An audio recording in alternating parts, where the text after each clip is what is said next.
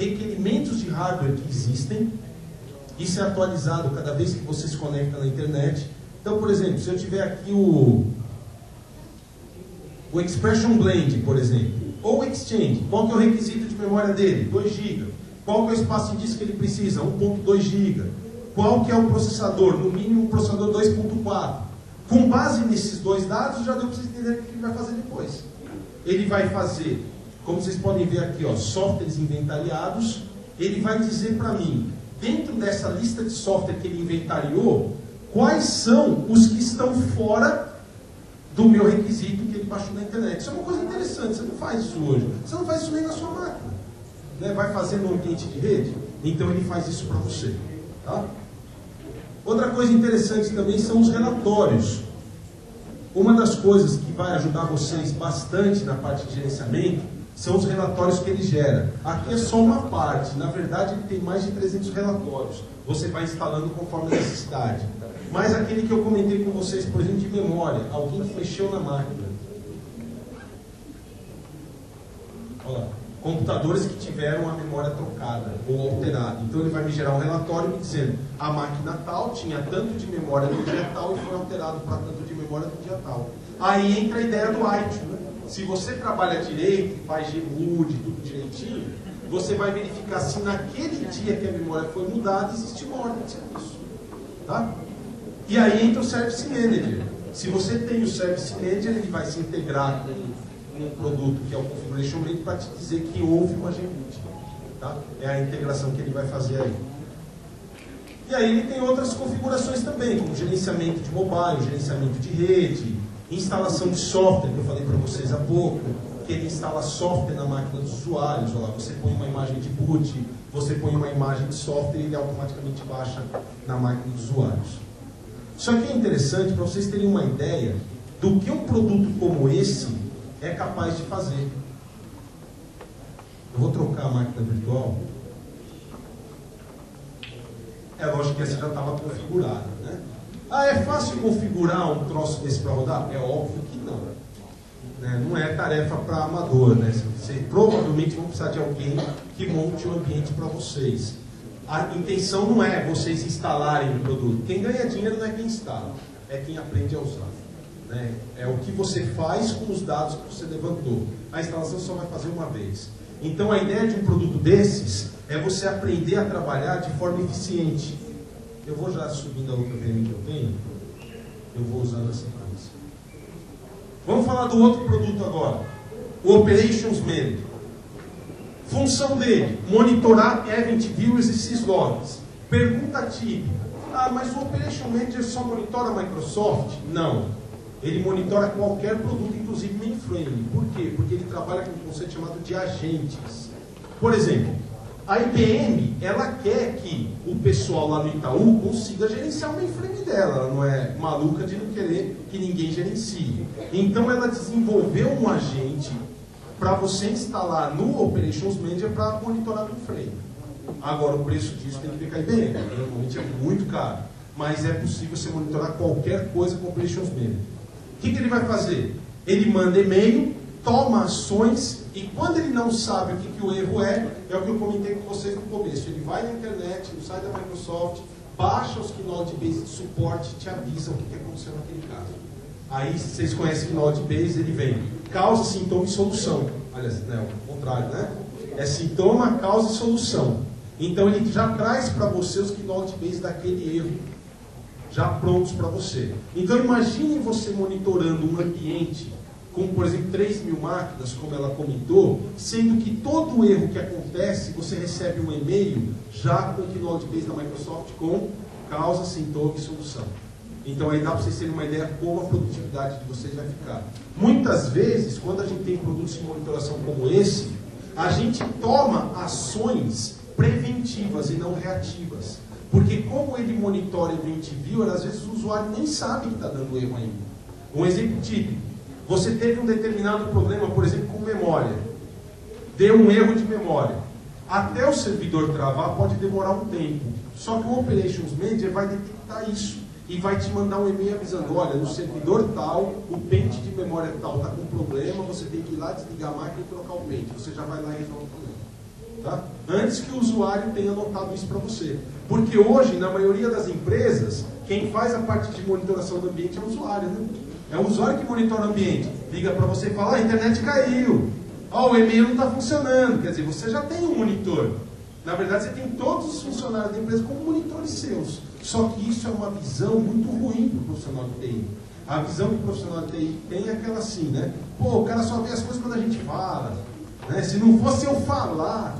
Então, e aí entra uma certa, não incompetência, mas entra a questão de que você não está sendo... se você não é competente, você acaba sendo incompetente. Né?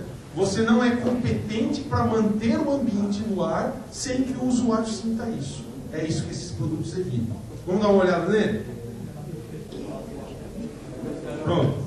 Esse é o Operations Manager. Notaram como ele me dá aqui embaixo quantas máquinas estão com problemas? Notem esse dashboard aqui do lado. Das máquinas que eu tenho, tudo bem que eu só estou monitorando uma, né? Mas notaram que eu não tenho nenhuma máquina em estado crítico? Então ele permite que eu faça essa monitoração. Olha, eu consigo saber, por exemplo, quais são as máquinas que eu tenho no meu ambiente e o que essas máquinas têm lá dentro. Então ele está me dizendo aqui que eu tenho um grupo de máquinas que eu chamei de crivo.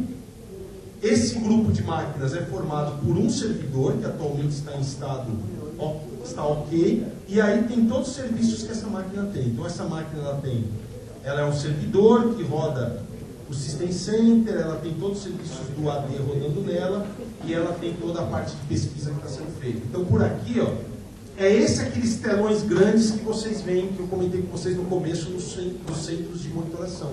Na verdade, o que eles fazem? Eles pegam telas como essa e jogam em projetores.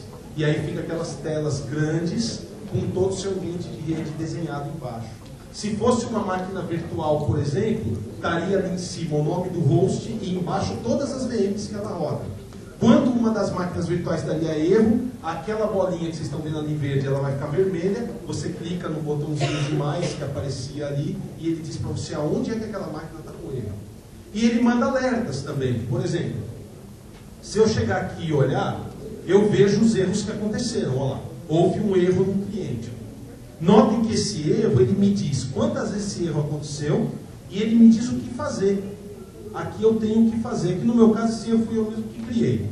Mas se fosse um erro do Windows, por exemplo, como esses erros que estão aqui embaixo, ó, eu tenho a lista do erro aqui. Ó. Então esse erro aconteceu 6 vezes. Tá aí, ó. Esse é o Knowledge Base da Microsoft. Então o erro aconteceu, ele já me diz o porquê. É fácil, na verdade isso já tem. Quem já viu o Event Viewer já viu que ele vem com um link que você clica e ele te leva até o suporte. Então ele já traz o suporte para você. Ele permite que você marque o que aconteceu. Então eu posso vir aqui, por exemplo, e escrever. Olha, para consertar esse erro, faça isso. Quando acontecer de novo. Ele gera um histórico. Então eu sei quantas vezes esse erro já aconteceu e quando que ele foi resolvido. Nesse caso, é a primeira vez que o erro está lá. E eu consigo saber também o contexto do alerta, que é exatamente o Event Viewer que gerou. Podem ver que isso aqui é igualzinho ao Event Viewer. É exatamente os dados que estão lá no Event Viewer, que foi o que gerou o erro para mim. E eu posso chegar aqui e fazer contrato de SLA. Para quem não sabe o que é um SLA, SLA é um modo de contrato que se faz com uma empresa, onde ela tem tempo para solucionar um problema. Então, por exemplo, eu tenho um SLA de 4 horas com a Dell. Se a Dell não vier em 4 horas, eu cobro uma multa.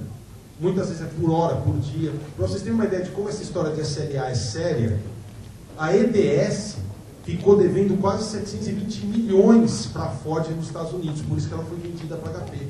Ela devia tanto dinheiro para a Ford, para a GM, desculpa, que isso porque a EDS era da GM, né? Na verdade, a EDS era da GM, aí ela se dividiu para formar uma empresa para poder dar suporte a outras empresas sem ser a GM. E ela já acumulava uma dívida de 720 milhões com a GM. Por quê? Quebras de SLA. Um dos contratos que eu trabalhei, que era da Itautec, para uma empresa que a gente fornecia serviços, o contrato dizia que se a gente não resolvesse o problema em 1 hora, ia para o nível 2. Se não resolvesse no nível 2 em 4 horas, ia para o nível 3, que era o pessoal de mais alto nível, os especialistas. Se esses não resolvessem em 8 horas, ia para o fabricante, que no caso é a Microsoft, tinha mais 24 horas. Se não resolvesse, conforme os SLAs iam estourando, por exemplo, você tinha 4 horas, Você não resolveu e só deu a resposta após 6 horas, cada hora era R$10.000 que você estourasse o SLA. Então aí dá para vocês terem uma ideia. Por exemplo, na Itautec, algumas situações nós trabalhamos de graça para o cliente o mês inteiro, porque estouramos um SLA e cada hora era um determinado valor.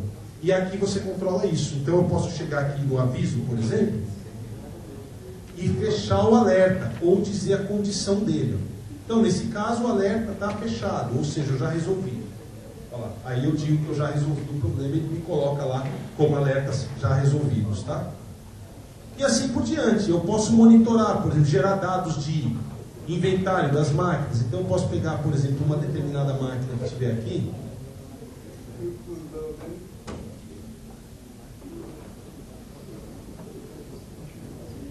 E a partir dessa máquina eu posso, por exemplo, rodar relatórios dela, ver toda a parte de performance. E isso é histórico.